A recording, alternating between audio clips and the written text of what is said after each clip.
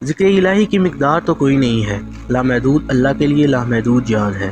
ذکر الہی جو ہے الفاظ بھی ہیں، احساس بھی ہے، خیال بھی ہے، اور اس کو بے شمار بتایا گیا ہے۔ اللہ والوں نے بتایا ہے کہ ذکر الہی کیا ہے۔ ایک تو یہ ہے کہ آواز کے ساتھ اللہ تعالیٰ کا اسم پکارا جائے، سانس کے اندر اور باہر جانے کے ساتھ اللہ اللہ کیا جائے، اس کو پاس انفاس کہتے ہیں۔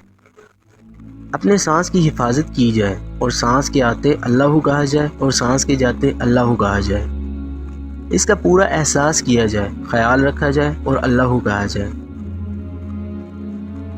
اور لا الہ الا اللہ بھی ذکر ہے، اور ذکر کی ایک بات یہ بھی ہے کہ اقام الصلاۃ ذکر، یعنی نماز قائم کر میرے ذکر کے لیے۔ اور اللہ کے ذکر کے بے شمار طریقے بتائے گئے ہیں۔ اللہ کی راہ میں چلنے والا محبت کے ساتھ جو عمل کر رہا ہے وہ بھی ذکر ہے، اور اللہ کی راہ میں فکر کرنا جو ہے یہ بھی ذکر ہے۔ تفکرون بھی ذکر ہے، تدبرون بھی ذکر ہے، اور اللہ کی راہ میں خرچ کرنا بھی ذکر ہے۔ اگر پیسے والا آدمی ذکر کر رہا ہو تو اللہ اسے کہے گا کہ تو اللہ کہتا جا رہا ہے اور پیسہ خرچ نہیں کرتا، لہٰذا تمہارا ذکر قبول نہیں ہوگا۔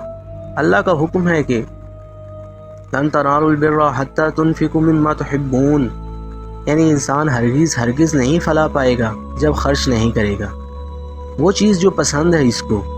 غریب آدمی کیا خرچ کرے گا؟ غریب آدمی اپنے دکھ پر خاموش ہو جائے تو یہ بھی ایک طرح کا خرچ ہے۔ اس خاموشی کی بدولت غریب غنی ہو جاتا ہے۔ غریب اگر اپنے دکھ پر خاموش ہو جائے تو وہ غریب غنی ہو جاتا ہے۔ کبھی بھی اپنے دکھ پر لوگوں کی گواہی نہ لو۔ خدا کی طرف سے آنے والی چیز کا مخلوق کے سامنے گلہ نہ کرو، اور مخلوق کے ظلم کا اللہ کے سامنے گلہ نہ کرو۔ یہ غریب آدمی کی سخاوت ہے۔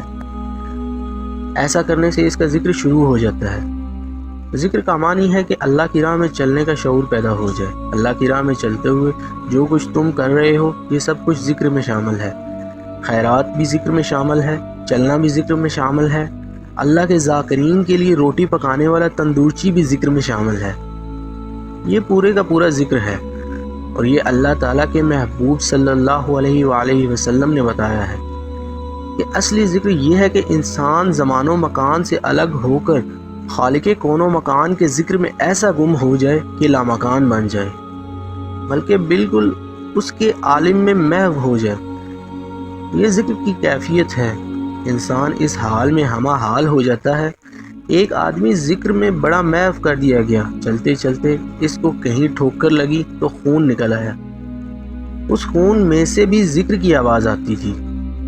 اللہ کے ذکر کی حد آپ کا شیخ مقرر کرتا ہے۔ مثلا شیخ نے کہا کہ اب ذکر بند کر دیں۔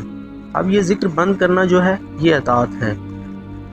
جس ذکر سے منع کیا جائے وہ ذکر بذات خود آپ کو اطاعت سے باہر لے جائے گا۔ یہ میں وارننگ کی بات بتا رہا ہوں۔ مثلا کوئی شخص ذکر میں بہت محو ہو جائے گا تو نماز کے قریب نہیں جائے گا، اور اللہ کے ذکر میں اتنا محو ہو جائے گا کہ درود شریف سے بھاگے گا۔ یہ میں غور کرنے والی بات بتا رہا ہوں۔ جو انسان ذکر میں زیادہ مست ہو جائے اس کے قریب جا کے پھر درود شریف پڑھتے ہیں تو اس کو ٹھنڈک محسوس ہوتی ہے، ورنہ وہ درود شریف نہیں سنتا۔ حالانکہ درود شریف کا معنی ادب ہے۔ شیخ کے حکم کے علاوہ ذکر بے باکی میں لے جاتا ہے، تیزی میں لے جاتا ہے، اڑا کے لے جاتا ہے، ادھر کا ادھر کر دیتا ہے، ادھر کا ادھر کر دیتا ہے۔ اس لیے ذکر کے لیے شیخ کا امر ہونا ضروری ہے، اور جس کا امر ہو اس کی حفاظت میں ہونا چاہیے اور اس کی سرپرستی میں ہونا چاہیے۔ بے باکی میں ذکر کرتے کرتے بعض اوقات انسان گمراہ ہو جاتا ہے۔ آپ بات سمجھ رہے ہیں؟ کہیں ایسا نہ ہو کہ ذکر بھی کرتے جائیں اور گمراہ بھی ہو جائیں۔ اس لیے یہ ضروری بات ہے کہ کہیں آپ کا ذاکر ہونا شریعت سے ٹکرا نہ جائے۔ ایسے لوگ دیکھے ہیں ہم نے۔ اس لیے ذکر کرتے وقت بڑی احتیاط چاہیے۔ ذکر شریعت کے اندر رہ کے کیا جائے، اور کسی شیخ کے حکم سے کیا جائے، اور کسی شیخ کی پناہ میں کیا جائے، اور اس کے سہارے سے کیا جائے، تاکہ منزل آسانی سے مل جائے۔